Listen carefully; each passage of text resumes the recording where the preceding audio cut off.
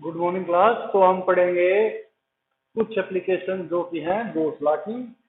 तो गोस फॉर्म की जो कि गोस फॉर्म फॉर इलेक्ट्रोस्टैटिक्स है, उसकी हम कुछ एप्लीकेशन को डिस्कस करेंगे। तो हमारी पहली एप्लीकेशन है electric field intensity due to a infinite long wire due to a infinite long charge wire. तो ये मान लीजिए कोई इनफाइनाइट लॉन्ग चार्ज वायर है, तो हम इसके चारों तरफ एक एल लेंथ का, क्योंकि हम किसी वायर के चारों तरफ, अगर कोई वायर है तो उसके चारों तरफ अगर हमें क्लोज सरफेस कंसीडर करनी है, तो क्लोज सरफेस किसी वायर के चारों तरफ एक सिलेंडर हो सकता है।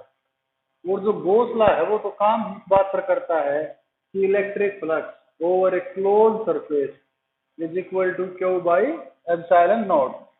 तो हमें इसी बात पर फोकस करना है कि अगर हम वायर की कैलकुलेट कर रहे हैं तो वायर के चारों ओर कोई क्लोज सरफेस जो है वो क्या हो सकती है। So a cylinder is that close surface that can enclose a wire. तो किसी वायर के चारों तरफ हमने क्या कंसिडर कर लिए, क्लोज सरफेस। ये एक वायर था, हमने इसके चारों तरफ ये एक सिलेंडर कंसिडर कर लिया, और ये क्या है, ये है एक क्लोज सरफेस। तो अब मैं इसको रब कर देता हूं, आपको समझ आ गया होगा। तो ये सिलेंडर इस तरह कंसीडर किया गया है कि जो चार्ज वायर है वो इसकी एक्सिस पर है, और इसका रेडियस कितना है आर, और लेंथ कितनी है एल।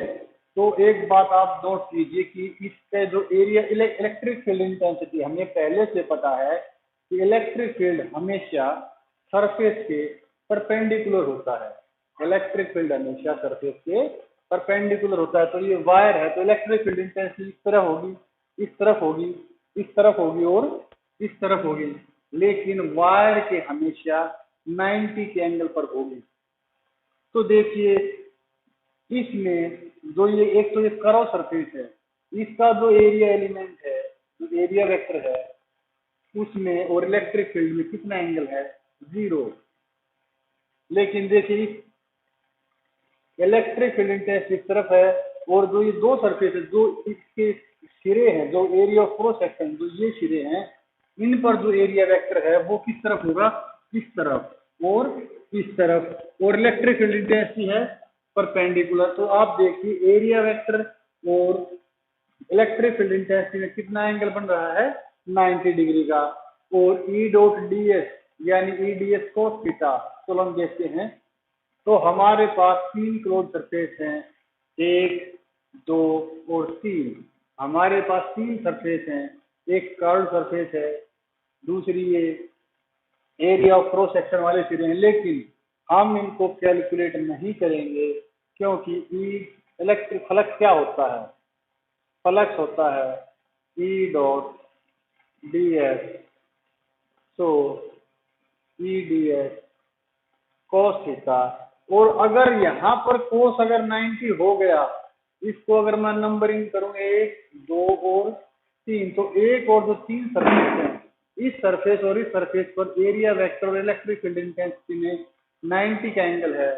तो four surface 1 and 3 angle between area vector and electric field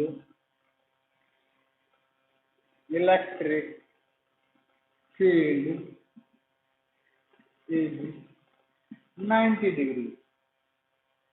तो क्योंकि एक सरफेस एक और तीन पर एरिया इलेक्ट्रिक का ये है, एरिया इलेक्ट्रिक का ये है, इलेक्ट्रिक फील्ड इंटेंसिटी हमेशा क्या होगी, परपेंडिकुलर। कहाँ होगी, परपेंडिकुलर।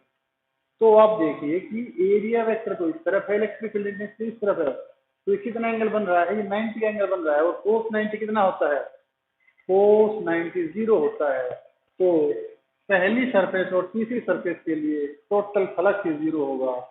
तो हम सिर्फ किसको कैलकुलेट करेंगे। अब देखिए जो सरफेस टू है, तो cos 90 इज इक्वल टू 0। तो cos 90 क्या होता है, 0 फॉर सरफेस 2।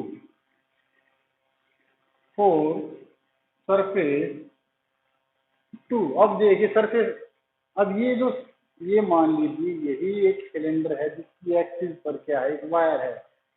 तो इलेक्ट्रिक फील्ड इंटेंसिटी ऊपर की तरफ, इस तरफ, इस तरफ, इस तरफ, क्योंकि जो वायर है उसकी हमेशा क्या रहनी है, वो परपेंडिकुलर।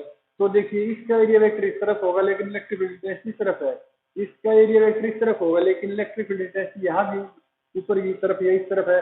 लेकिन एंगल तो एरिया इस सरफेस और इस सरफेस के बीच, इस सरफेस और इस सरफेस तथा इलेक्ट्रिक फील्ड के बीच, क्योंकि इलेक्ट्रिक फील्ड तो हमेशा 90 के एंगल पर है सरफेस के। तो इन दोनों इस सरफेस और इस सरफेस का जो एरिया वेक्टर है और जो इलेक्ट्रिक फील्ड है उसमें हमेशा 90 का एंगल होगा और cos 90 क्या होगा, 0।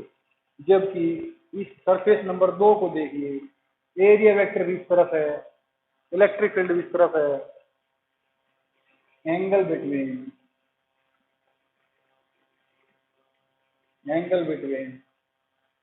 Area vector and electric field is 0। तो इसमें एंगल कितना है, इसमें है एंगल 0। और अगर एंगल 0 होगा तो cos 0 मैक्सिमम होता है। तो हम क्या कैलकुलेट करेंगे, P ds is equal to Q by epsilon naught. हमने अब क्या लगा दिया, हमने इस क्लोज सरफेस के, जो कि क्लोज कर्व सरफेस है, इसके अंदर फ्लक्स निकाल लिया। E dot D S, E D S cos theta, cos 0 1 होता है तो लिखना जरूरी नहीं है। तो ई डी एस किसके बराबर आया, क्यू बाई एप्सिलॉन नॉट। ये है गॉस फॉर्म। लेकिन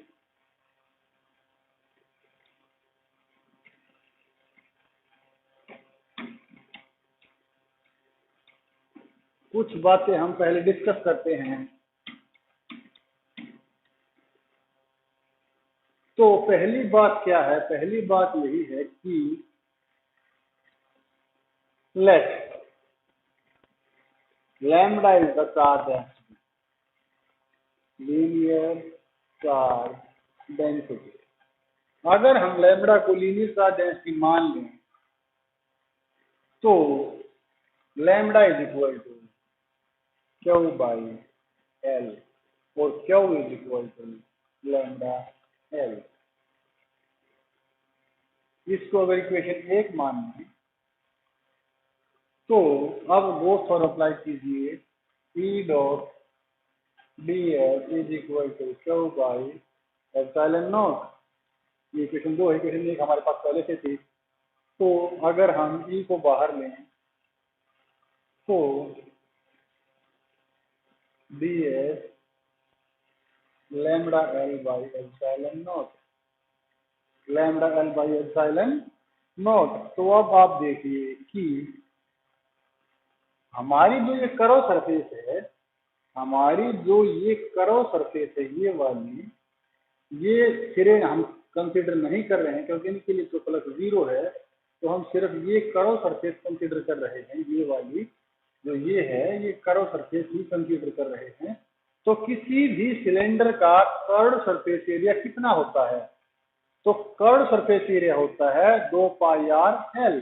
तो P into 2 pi r l is equal to lambda l by epsilon not.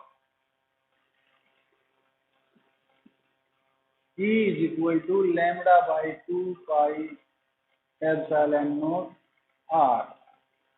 और ये है हमारी electric field intensity due to a long straight wire. तो ये क्योंकि स्टैंडर्ड फॉर्म नहीं है, क्योंकि हमारे पास 4 पाई एप्सिलॉन नॉट की वैल्यू फिक्स होती है, तो मैं इसको रीराइट भी कर सकता हूँ। और रीराइट करने के लिए क्या करेंगे, रीराइट करना जरूरी नहीं है, रीराइट करना जरूरी नहीं है, ये हमारा आंसर भी है। लेकिन क्योंकि हम यूज करते हैं 71/4 पाई epsilon not, this is value of के। सो अगर मैं इसको ऊपर भी 2 से मल्टीप्लाई करूं और नीचे भी 2 से, 4 पाई एप्सिलॉन नॉट आर। तो ये थी electric field intensity due to a very thin uniformly charged infinite long wire. तो अब हमारा जो नेक्स्ट टॉपिक होगा वो होगा electric field intensity due to a uniformly charge sphere.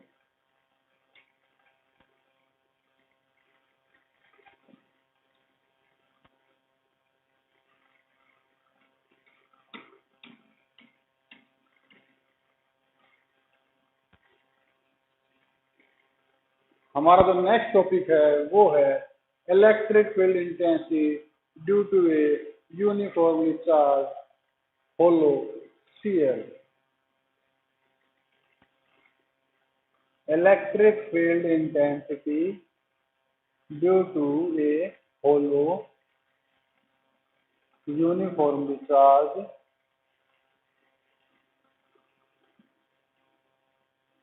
Sphere. तो मान लीजिए ये कोई स्फीयर है, हम इसको क्या मान लेते हैं, हम इसको मान लेते हैं कोई स्फीयर है, ये का सेंटर है, इस पर हमने क्यू चार्ज दिया है, मान लीजिए इस पर कितना चार्ज है क्यू। तो सिंपल ही बात ये है कि अगर सेंटर O है और इसका रेडियस अगर हम मान लें कि R है, तो हम क्या कर सकते हैं कि इस केस में हमारे पास तीन केस बनते हैं कि electric field intensity outside the sphere,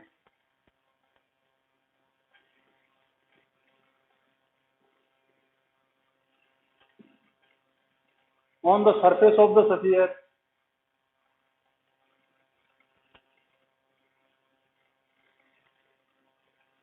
और तीसरा जो है इनसाइड द स्फीयर।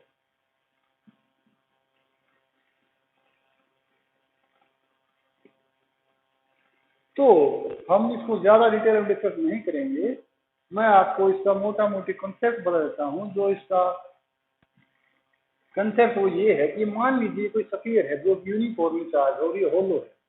अगर ये होलो है तो तीन केस अराइज होते हैं कि इसके आउटसाइड स्फीयर से बाहर यहाँ कितना होगा, स्फीयर की सरफेस पर कितनी फील्ड इंटेंसिटी होगी और स्फीयर के अंदर कितना इलेक्ट्रिक फील्ड इंटेंसिटी होगा। तो पहले हम कैलकुलेट करते हैं outside the sphere. Let us see, हम क्या करते हैं, हम इसके चारों ओर एक अलग दूसरी सरफेस कंसीडर कर। Late us suppose that this uniformly charge sphere is placed inside a very big sphere and that sphere is Gaussian surface। अब छोड़िए उसको, हम ये मान लेते हैं कि ये जो स्फीयर है ये किसी बड़े स्फीयर के अंदर रखा हुआ है और मान लीजिए ये दूरी है R। तो यहाँ पर एक एलिमेंट मान लेते हैं ds, जिसका एरिया वेक्टर होगा इस तरफ और इलेक्ट्रिक फील्ड इंटेंसिटी भी होगी इस तरफ। तो अब आप एक बात नोट कीजिए कि आउटसाइड स्फीयर हमें सिर्फ और सिर्फ गॉस फॉर्म अप्लाई करनी है। Charge let us suppose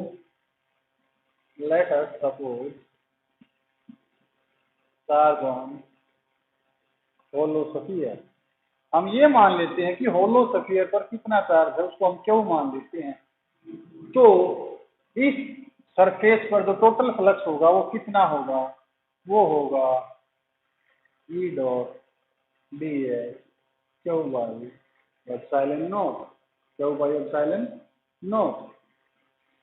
so E is equal to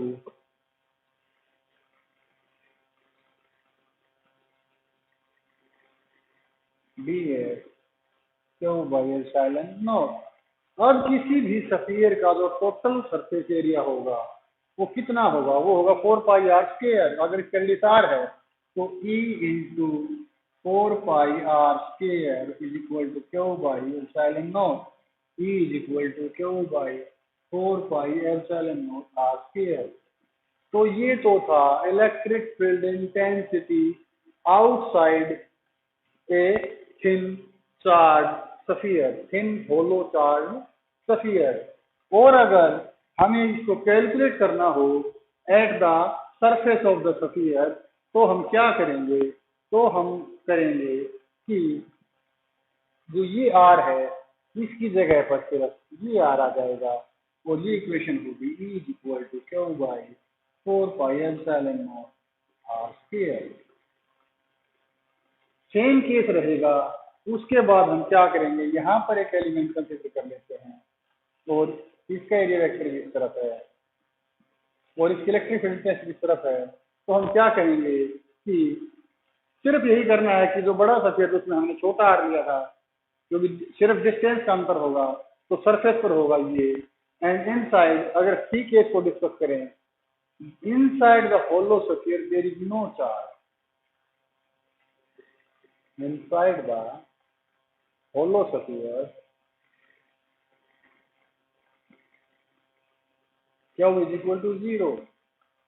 जब स्फीयर के अंदर चार्ज ही नहीं है तो E इज इक्वल टू 0। अगर स्फीयर के इनसाइड में कोई चार्ज ही नहीं है तो इलेक्ट्रिक फील्ड भी कितना होगा, 0 ही होगा।